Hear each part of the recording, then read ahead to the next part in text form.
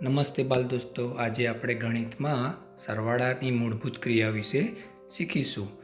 તો બાલ દોસ્તો, સરવાળો એટલે ઉમેરવું. એક સંખ્યામાં બીજી સંખ્યા ઉમેરવી એટલે સરવાળો કહેવાય. આ વિડીયોમાં આપણે 2 અંકના સાદા સરવાળા શીખીશું. તો ચાલો શીખીએ. તો બાલ દોસ્તો, સૌથી પહેલાં આપણે 34 અને 25નો સરવાળો કરીએ. તેના માટે સૌપ્રથમ જમણી બાજુ રહેલી એકમની સંખ્યાનો સરવાળો કરીશું. ત્યારબાદ ડાબી બાજુ રહેલી દશકની સંખ્યાનો સરવાળો કરીશું. તો સૌપ્રથમ આપણે એકમના સ્થાનમાં રહેલા 4 અને 5નો સરવાળો કરીએ.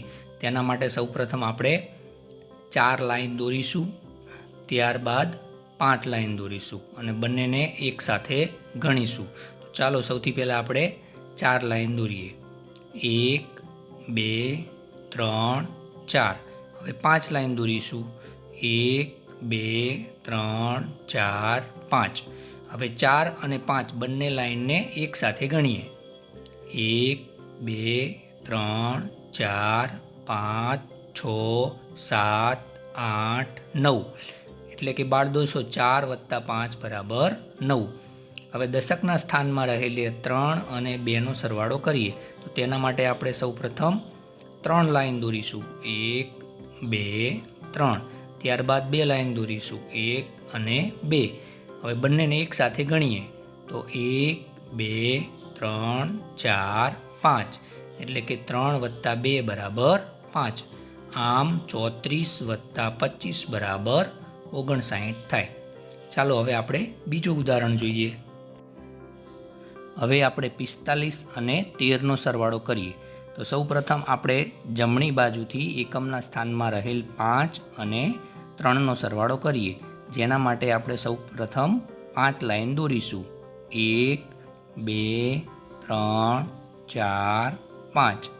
હવે 3 લાઈન દોરીએ. 1, 2, 3. હવે 5 અને 3 બંને લાઈનોને આપણે એકસાથે ગણીશું. 1, 2, 3, 4, 5, 6, 7, 8.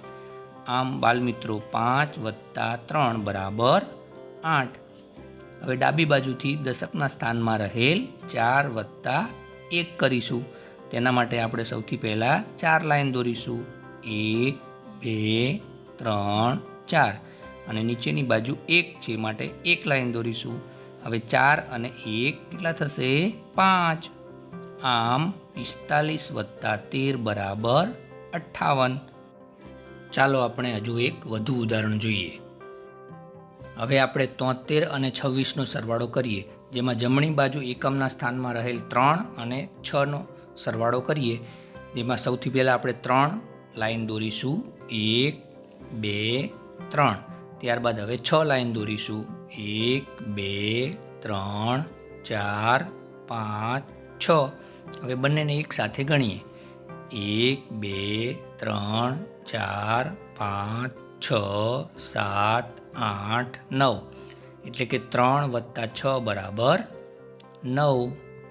હવે આપણે ડાબી બાજુ રહેલ દશકના સ્થાનમાં જે અંકો છે 7 અને 2 તેનો સરવાળો કરીએ. તો સૌથી પહેલાં આપણે 7 લાઈન દોરીશું.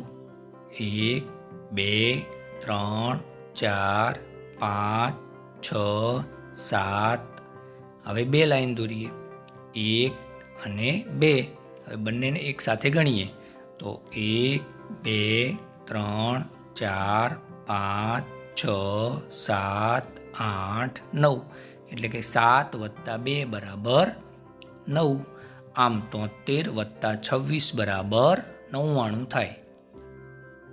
હવે બાળમિત્રો, આપણે 2 અંકના સાદા સરવાળા લાઈન દોર્યા વગર મૌખિક રીતે કરીએ. તો ચાલો સૌથી પહેલાં આપણે 35 + 23નો સરવાળો કરીશું. તો સૌપ્રથમ આપણે જમણી બાજુ એકમના સ્થાનમાં રહેલ 5 અને 3નો સરવાળો કરીએ. તો 5 ને 3 8. હવે ડાબી તરફ દશકના સ્થાનમાં રહેલ 3નો અને 2નો સરવાળો કરીએ. તો 3 ને 2 5 થાય. આમ 35 + 23 = 58. હવે આપણે 64 + 25 કેટલા થાય તે જોઈએ. તો સૌપ્રથમ આપણે એકમના સ્થાનમાં રહેલ 4 અને 5નો સરવાળો કરીએ. તો 4 + 5 = 9. અને દશકના સ્થાનમાં રહેલ 6 વત્તા 2 બરાબર 8, એટલે કે 64 વત્તા 25 બરાબર 89. બાળમિત્રો, આપણે 2 અંકના સાદા સરવાળા શીખ્યા. તો હવે વધુ મહાવરા માટે સ્ક્રીન ઉપર 4 દાખલા આપેલા છે, તેનો તમે ઘેર જાતે પ્રયત્ન કરીને ઉત્તર મેળવવાનો પ્રયત્ન કરજો.